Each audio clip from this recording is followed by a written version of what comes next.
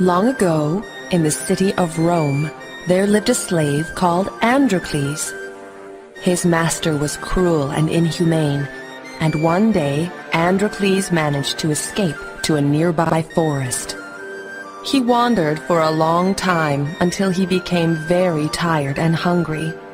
He looked around for a place to rest.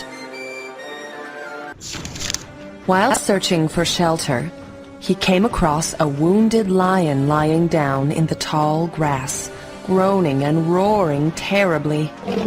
Androcles was frightened and knew he should flee, but he felt sorry for the creature.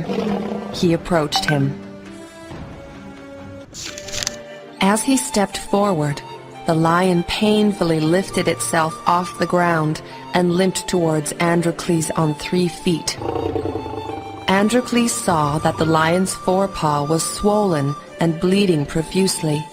He felt pity for the poor creature and decided to help him.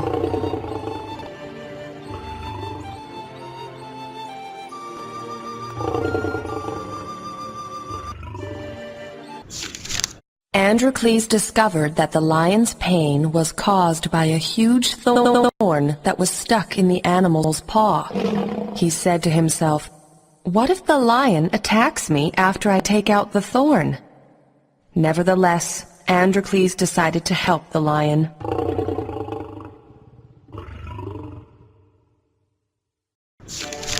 Mustering all of his courage, he seized hold of the thorn and pulled it out. Then he wrapped a piece of cloth around the lion's paw. Soon the lion was able to stand on all 4 feet. It was very happy and started licking the hands of Androcles like a faithful dog.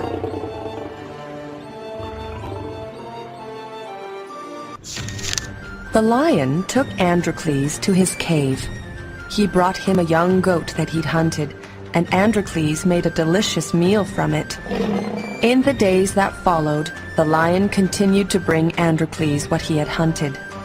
Androcles became quite fond of the huge beast. Then one day, a troop of soldiers came marching through the forest and found Androcles.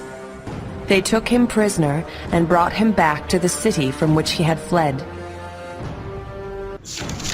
When they reached town, Androcles' master recognized him and took him to the king. Androcles was found guilty of fleeing his master and was condemned to death. It was decided that he would be thrown to the beasts of the king's arena for sport. It was customary in Rome to throw criminals in front of mighty beasts who were kept hungry for several days. The criminal and the beast were brought into the arena adjacent to the king's palace, and everyone in town would gather in the gallery to enjoy the combat between the criminal and the deadly creatures.